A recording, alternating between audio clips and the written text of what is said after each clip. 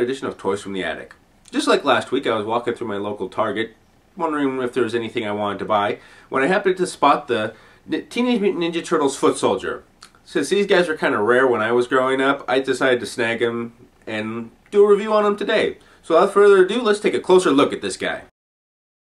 Okay, so as you can see, I've already taken him out of the package, but here's a look at the back of the box art anyways. The front's pretty much the same as the back, and here's just a quick look at the bio in case you want to pause it and read it to see what the story is on these guys. And you got a nice little detailed image of the foot soldier right here, but pretty much everything else is kind of the same, so I'm not going to go too much into it. Now, the evil foot soldiers were the army of ninjas that were loyal only to the Shredder, and sometimes Krang in the first cartoon. Now, in the old 80s comic book and movie, the foot soldiers were always human. The cartoon of that era was a bit different, and all the foot soldiers were actually mindless automaton robots. Back then, it was a lot easier for censors to look the other way when the Ninja Turtles are slicing through a robot as opposed to an actual human. It wasn't until the later cartoon in the 2000s that the foot soldiers became human warriors again. However, that one did give us more variations above the average foot soldier, with teched out ones that could turn invisible or souped up robots, and even ones that possessed magical abilities. Seeing some of the advertisement for the show and the box art, I'm guessing that the foot soldiers are going to be human again, but you never know, some of those old ideas and styles may pop up in this new series. Now, oftentimes the foot soldiers would drop like flies when facing the Ninja Turtles, but it was their sheer numbers that posed a real threat and was the most intimidating. With that, I was confused and annoyed that the foot soldiers were so rare and hard to find back then. You were lucky if you could find one or maybe two, let alone enough to build an army. Alright, so I've talked about them long enough, so let's get down to business. As you can see, the foot soldier is mainly gray and black. This is kind of how a proper ninja should be. It's a lot different than the original 80s cartoon toy line, where he was mostly gray and purple, and he had kind of that ninja-ish feel, but it was still really cartoony. His head doesn't move actually that much. You can actually see a little closer up on his eye. He has this nice round bug eyes, and you can see the little bandana with the foot logo on the top right there. It's more reminiscent of kind of the mix of the movies and the original cartoon series, where they had the logo up, the foot logo on the top. It was a 90s cartoon that had the Shredder symbol on the forehead as opposed to the actual foot logo. His head articulation is very limited. I mean, it just kind of goes side to side. You don't really have that up and down motion like with the rest of the turtles. His arms can go pivot in that 360 degree kind of almost. However, well, I shouldn't say 360 degree. You are kind of limited to having the arms go up only about so far, and then you have to move it up. The joints are a little stiff on this one. I don't know if that's just mine or maybe something that's standard with all of them. It does feel though that it will be something that will loosen up over time with playing, but you never know. The arms can pivot right here, but that's about it. There is no hinge like on the turtles. And then you have a standard wrist articulation.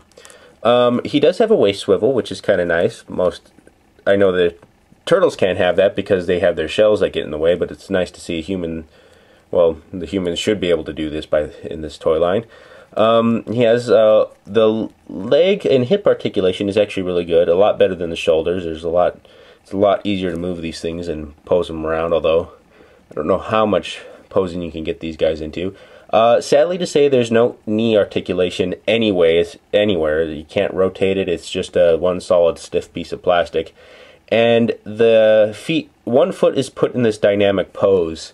From other reviews I've seen on the Shredder and other characters, this is going to be kind of common. Some people have liked that the turtles don't have these dynamic leg poses, but I kind of wish that transferred over to the foot soldiers really.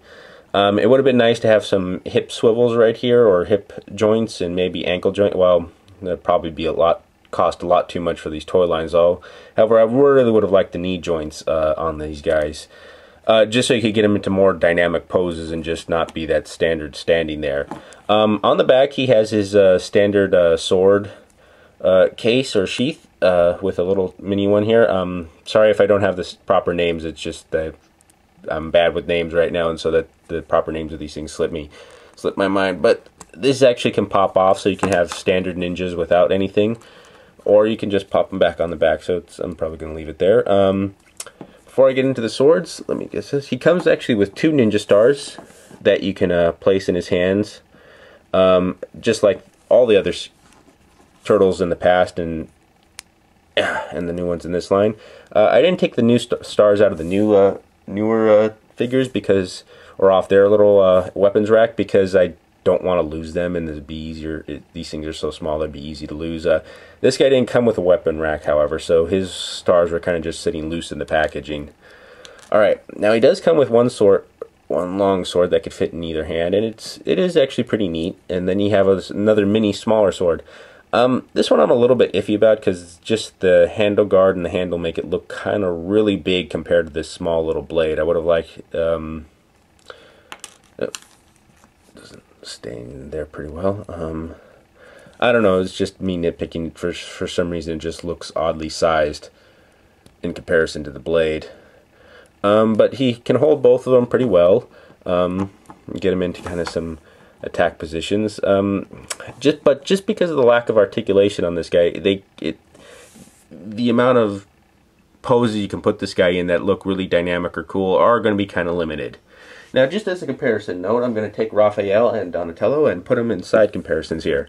Well, Don almost looks exactly as tall as one of the foot soldier characters, and Raph is kind of short, which keeps in line with the idea that the turtles were supposed to be a lot smaller than average humans.